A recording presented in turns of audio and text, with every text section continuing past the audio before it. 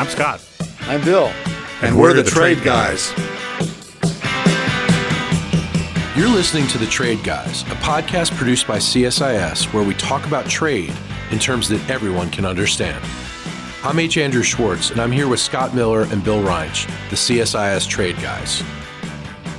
Coming up next on The Trade Guys, we'll talk USMCA, Nobel Prize in Economics, and we'll talk Pandas, all coming up on the next episode of The Trade Guys.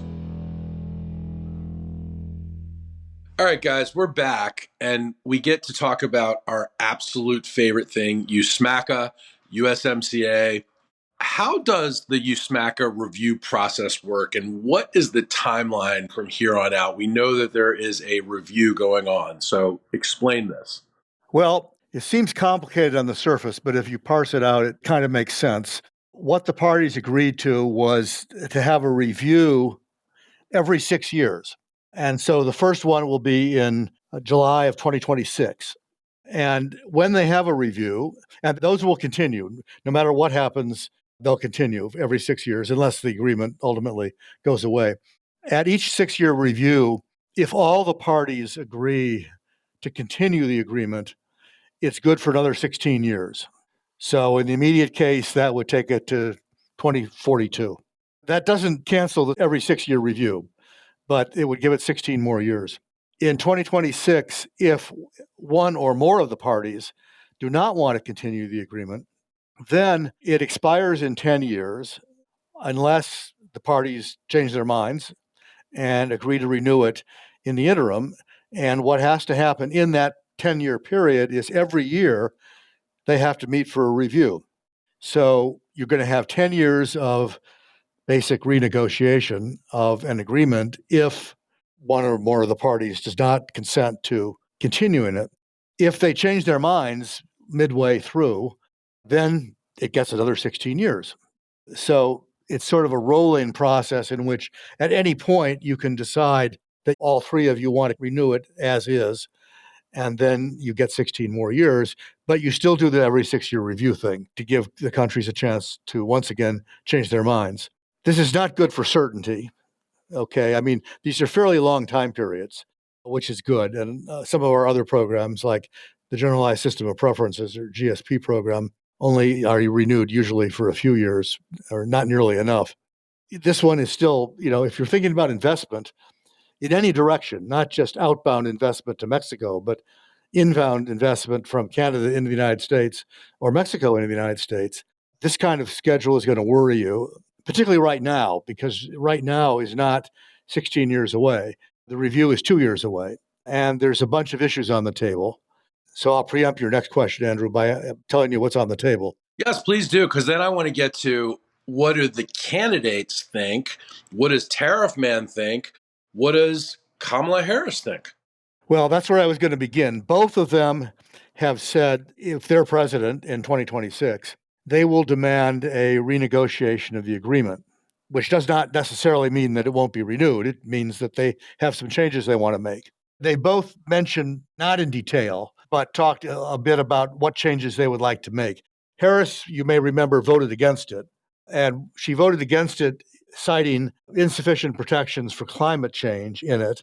So we can assume that that's one thing that she will want to address. Yeah, but now she's really worried about the auto industry, correct? Yeah, right. She's not talking about climate this year. She's talking about cars because there's more voters there, I think. Yeah, it's an election year. Climate's not so good when cars are really important. Well, the auto workers endorsed her, so, Exactly. And she thinks the agreement makes it too easy for companies, auto companies, to outsource jobs. She hasn't explained exactly what she would do to change that, and it's not exactly clear that that's been the effect of the agreement. We actually did a study of that. We did it before there was any data. It was projecting how the new rules in USMCA compared to the old NAFTA rules, how they would change things. The new rules were designed to force more jobs into the United States. And because one of the key rules was that certain parts and components or quantities of parts and components had to be made by workers that were being paid more than, I think, $15 or $16 an hour. What that meant, in effect, was they had to be made in Canada or the United States because Mexico's wages are lower. Our study predicted that there would be a movement of parts and components jobs to the United States. That seems to be happening, not at a great scale, but it seems to be happening. What we also suggested, which is more interesting, but also seems to be happening, is that the new rules were so complicated that companies would choose simply not to bother with them and just import their car as a regular car and pay the tariff, because the car tariff is only 2.5%. It's an economic calculation. If you figure that the cost of building part and component factories in the United States, or the cost of the paperwork of figuring out how to comply with the new rules with your factories in Mexico is more than 2.5% of the cost of the car, it's not worth your effort to do all that. It's simpler just to import the car. Don't call it a USMCA car. Call it a Japanese car, or a German car, or an Italian car, whatever you want to call it, and do it that way. This is early days for compliance because there was a phase-in period after 2020. So there's not a lot of data, but there's some early data that suggests that the quantity of automobile imports that are not coming in under USMCA, but are coming in separately, has been rising. So that may be what she's talking about. That's not outsourcing. That's just not taking advantage of the agreement. She's made a really excellent point, and I'll get to Trump in a minute, who has alluded to the same point in a different way. I want Scott to get to Trump too, because I can tell he is just chomping at the bit to talk about USMCA, man. Well, he had his chance. I offered to start with the other topic. He said he wanted me to start with this one. So you have to suffer for a couple more minutes, Scott. Yeah, I'll pick up the crumbs, no doubt. It's all good. Harris also said she wanted to make sure whatever changes they make to the auto rules don't get in the way of adopting electric vehicles in the United States, and that they do support U.S. production of EV parts and components.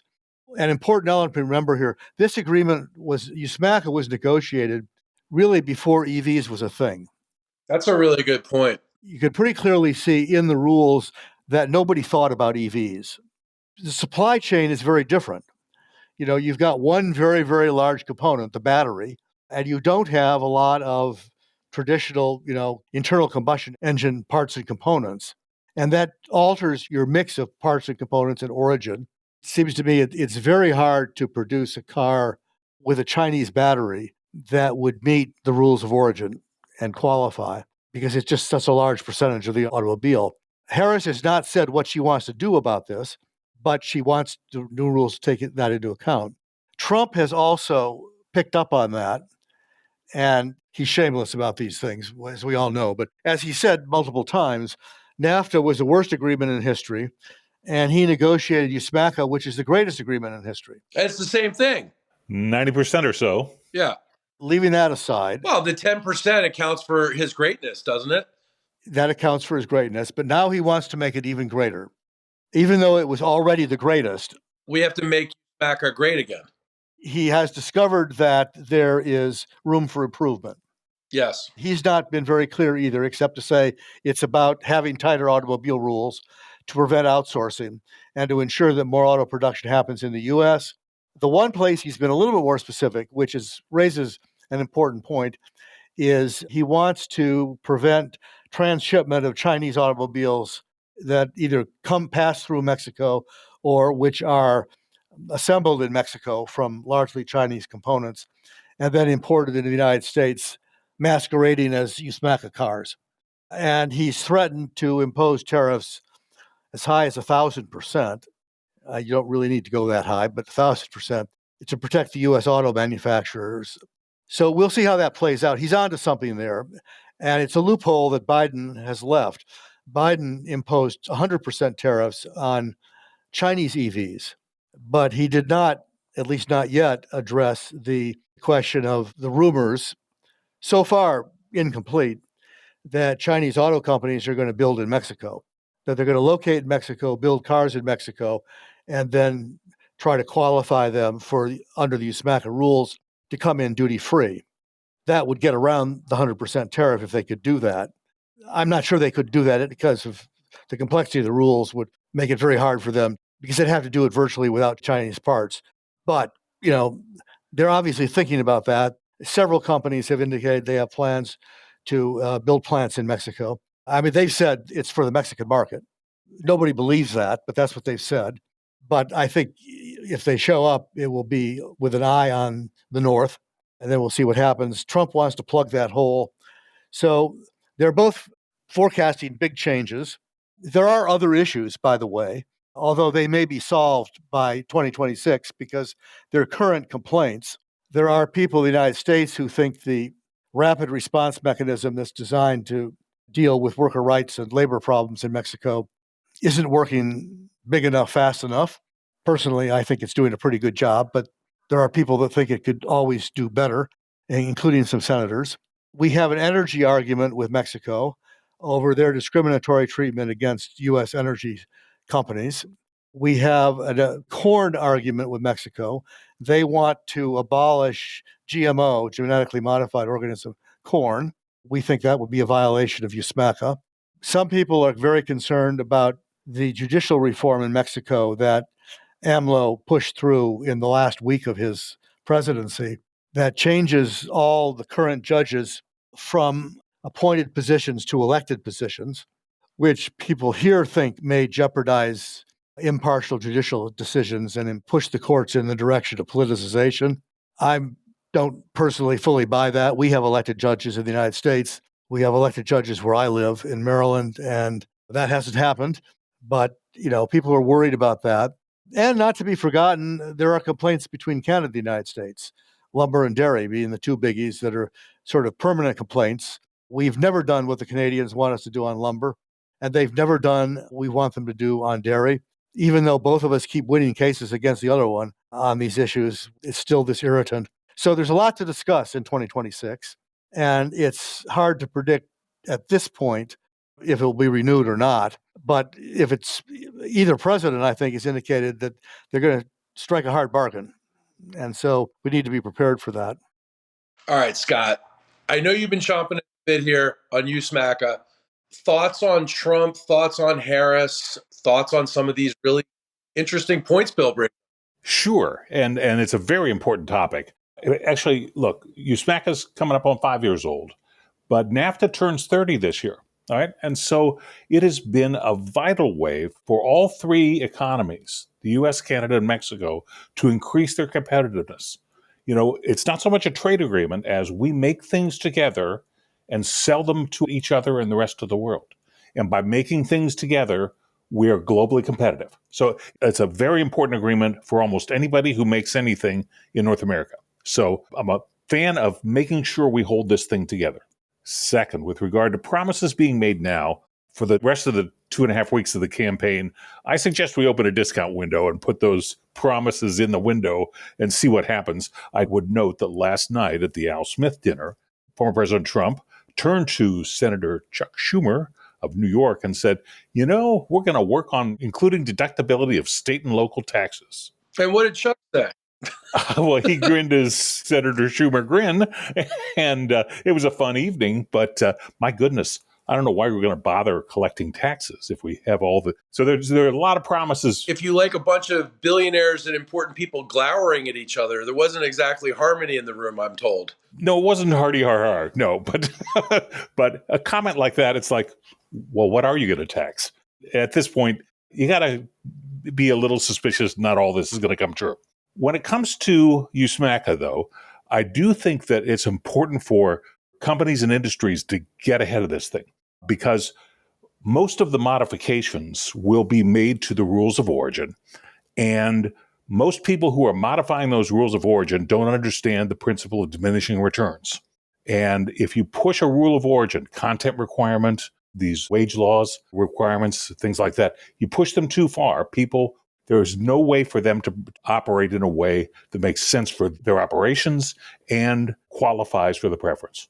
Our friend Ed Gresser did this analysis on apparel in the Central America Free Trade Agreement, where we thought we were trying to do the right thing with this yarn-forward agreement. So there's ways you structure the preference.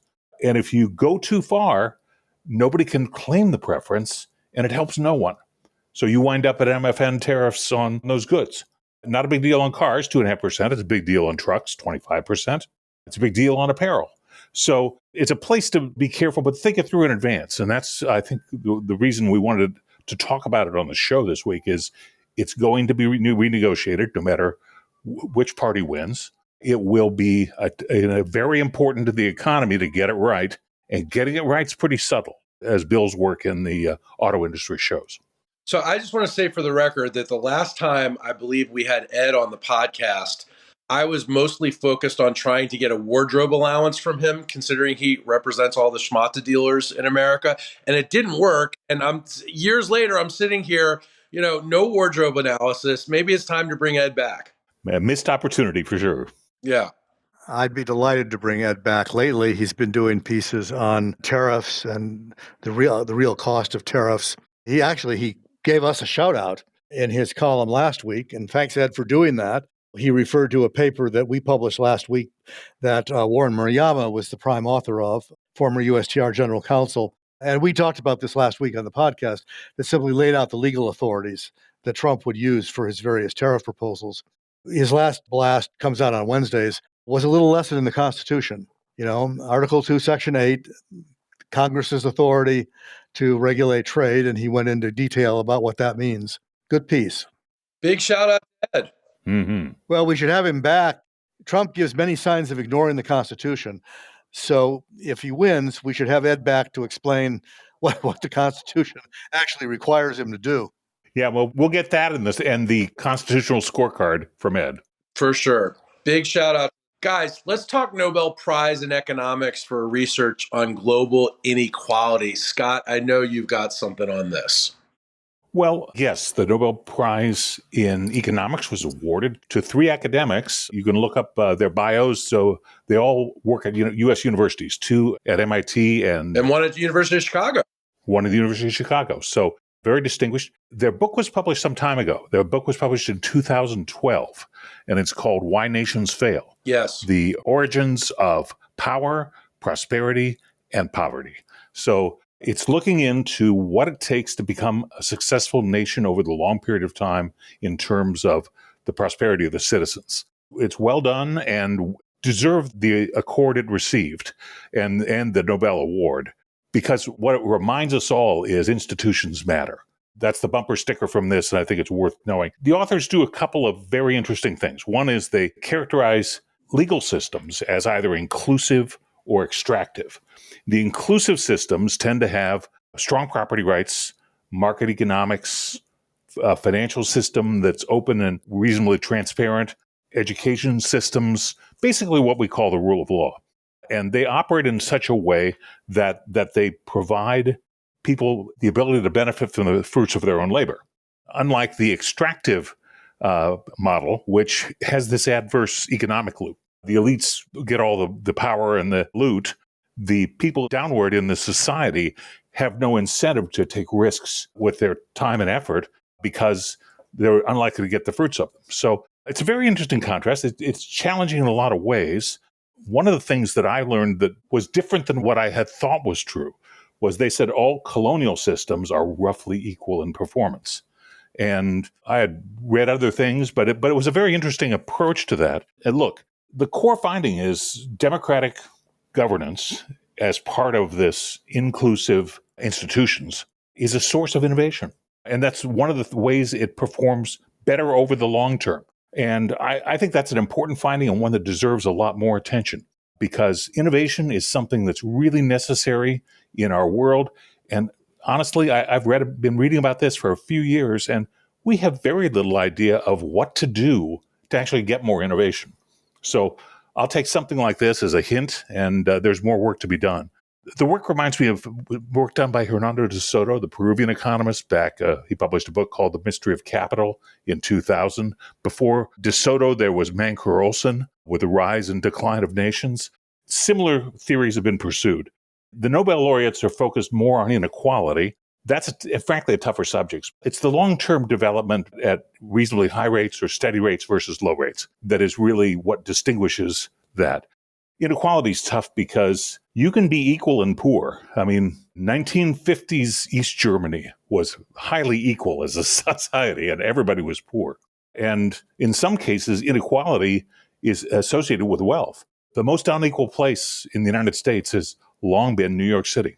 And so inequality is important, but it's not the only thing. Having said that, I think that there's something to be learned from what they're saying because it's different than the past. For instance, the contrast of a disease theory of success that as people moved into a new geography, the more they were able to overcome the disease load in the new society, the more stable it became. If they killed off all the newcomers with whatever disease was available, it was more likely to turn into an extractive system. So I don't know that. I thought that people settled where they did because the agriculture practices transferred. There may be lots of reasons in there, but I think it's worth thinking about. Anything that underscores the value of institutions is, I think, good long-term. But also, the more we learn about how to get more innovation, the better off the society will be. So this looks like, first of all, a deserved award, but second, useful research. Bill, I want to ask you, how might some of these concepts influence policy decisions? I think they probably should have an impact on our aid and development programs because the message is, there's a lot of history here that they're looking at, and we're not starting with a blank slate, but the message is that if you help countries develop inclusive, stable institutions, you're going to help them prosper and grow. Our development theory has gone through different permutations over the years. There was a time when it was all about infrastructure. If you build railroads and build airports and build ports, that's really what you needed to do, and then everything would follow from there. At other times in our history or everybody's post-colonial history, they've been thinking that, well, it's more complicated than that. And you really want to try to create institutions and structures that will facilitate stability and growth.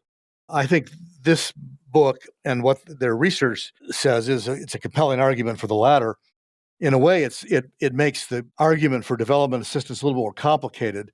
When you go to Congress, if you're USAID and you go to Congress, ask for more money, I think it's probably easier to explain what you're doing when you say, we're going to build a railroad or we're going to build a power plant. Yeah, a power plant. And so people can have electricity. That's a better example, rather than we're going to help them develop stable and inclusive institutions. But it's incredibly important work. I served, I think, 8 years on the board of CIPE, the Center for International Private Enterprise, which is part of the National Endowment for Democracy, which is one part of our overall development programs. The endowment has several branches. It has actually an International Republican Institute and a Democratic institution, and they spend most of their time helping political parties in developing countries or get organized and, develop a political ethos that's conducive to growth and development. Then the labor unions has one, Solidarity, that helps labor unions in these countries organize better and increase their influence in the economy. CIPE's parent, if you will, in the United States is the Chamber of Commerce, and it focuses on business, but it's also focused primarily on going into economies that are in various stages of difficulty and helping their business community get organized better. And that means helping them build institutions that will have more influence in their country. It's not teaching them how to lobby so much as it is teaching them how to get organized and how to develop programs that will help them and help their smaller businesses grow and prosper. That they've done pretty well in the Congress as far as appropriations are concerned, but it's a little bit intangible. How do you build democracy? How do you build institutions? And two things struck me in reading about the Nobel Prize winners. One was exactly what Scott said, that they found very little difference between the various colonial powers. And that surprised me because I've always thought that there were differences, that the British on the whole did a better job than the French. But basically, they're saying that was wrong. But the other thing, and this goes back to the mortality rate that Scott made, is we need to keep in mind that the institutions that were developed, they weren't developed for the people in these countries. They were developed for the settlers that went there. And the countries that tended to develop inclusive institutions and develop into democracies tended to be those that were sparsely populated, which allowed for more settlers to go there. And more settlers then meant more interest in organizing those economies and those societies in ways that would help those settlers. The countries that were initially more densely populated tended to have higher mortality rate, which means you had fewer foreigners there that were under greater pressure, and they tended to congregate together as elites. And they developed extractive economies where all the rents went to them, and the rest of the people in the economy remained poor. And that's not a recipe for stability. I mean, it's a very interesting study of how these things played out in unexpected ways. But it also concludes that things change, and that you can go back to these countries and fix the ones that have not prospered if you do it the right way. All right, guys, we have a couple minutes left. We got to talk about pandas. Pandas are back. Panda diplomacy is back. We have pandas in the National Zoo again. What about this? Pandemonia. Oh, joy. Yes. To me, it's a classic case of soft power, and really soft. These are fuzzy fur balls that everybody loves. They're simultaneously. Everybody loves pandas are good politics. They're good politics. They're lovable. They seem to have a good reputation. I mean, there's some cases, koala bears being one, that used to have a very good, similar reputation. They're soft, cuddly. Apparently, they're very unpleasant creatures that are prone to claw you. They're as nasty as wolverines. They're awful. Yeah. Yes. Yeah, koala bears will kill you and smile. Oh, my. All right. Well, pandas apparently will not, even though they're much bigger. But the Chinese have been very clever in using them as an instrument of soft power. Yes. So if they want to either symbolize a better relationship or if they want to build a better relationship, they send you pandas. And if they don't like you or things fall apart, they demand them back. Yeah, they take your pandas away. It's interesting. They are all considered Chinese citizens. And I was going to say that doesn't mean they can vote, but of course, nobody in China votes, so it really doesn't make much difference. But they're considered Chinese citizens, and they're not a gift, they're a loan. And they're a 10-year loan. The pandas left Washington 11 months ago, because they timed out. They'd been there for 10 years, and it was time for them to go back. So it's cool that we have new ones. It is a sign that maybe the relationship is getting a little bit better than it used to be. I've given some talks about that lately, and I think the consensus tend to be that 2023 was probably the worst year of the relationship in the Biden administration. And the conversation he and Xi Jinping had last November, I think it was, at one of the Asia summits, helped clear the air a little bit, and that things have gotten a little bit better since. Some bilateral dialogues have been restarted. The Treasury Department has 2. Commerce Department has 2. Defense Department has even restarted the most important one, which is a mill dialogue. So we still don't agree on very much, but at least we're talking. And I think the pandas are a symbol of the warming climate, and we should, A, all welcome them, and B, we should all go to see them in January when we're going to be allowed to. When both Republicans and Democrats start hitting China with heavy tariffs, is there a real risk they're going to take these guys back? That's an interesting question. They could. Under Trump, there would have been a tariff on them. So it's good that we got them in before Trump. Right. You would have had to pay to bring the pandas here? Oh, no. According to Trump, the Chinese would have had to pay. They pay the tariffs. The Americans don't pay the tariffs. Okay. If you believe that, I've got some land east of Miami Beach that I want to sell you. That's exactly how Tariff Man would frame it. But look. The fundamental panda misunderstanding. Yes, it is. And the pandas are a pretty good revenue source for the National Zoo. So given that that's part of the U.S. government. So I have no idea what happens. Some good panda merch who lives in D.C., There's a lot of it. Yeah, there's going to be a lot of it. And I hope that the U.S. government is better at collecting revenue from pandas than they are from the dining car on Amtrak, because that $15 hamburger loses money on Amtrak. So, but that's a separate story. Look, the U.S.-China relationship has gotten way too chippy for me, and I am glad to see any bit of thawing. Yeah. So I think this is a good sign. I will tell you, though, as an undergraduate, majored in biology, other than the lifetime admiration for Gary Larson of The Far Side, I'm always been amazed that pandas even survived. They defy everything Darwin said. There's no way, if you look at their reproductive cycle and how tiny baby pandas are and how likely they are to be rolled over on, apparently the size of a stick of butter, and many of them after they're born are just squashed by mom because mom didn't know they were there. It's the weirdest animal that yet has survived. It may be because of its cuteness, but Darwin could not explain the panda. Having said that, anything that helps calm the waters a little bit and create a little merch for the tourists is okay with me. Sounds good, guys. Well, I think we've got the pandas locked down. We can go see them at the National Zoo now. Very exciting. Enormous goodwill and advertising for FedEx, by the way. They flew them in. They trucked them in. Great profile for the company. And I admire them. I think they did it. I assume they did it at no cost to the government. FedEx is a very patriotic company, no doubt. All right, guys, this was a lot of fun, and we'll be back next week.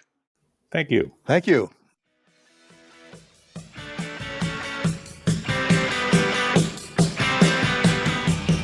To our listeners, if you have a question for the Trade Guys, write us at tradeguys@csis.org. That's tradeguys@csis.org. We'll read some of your emails and have the Trade Guys react to it.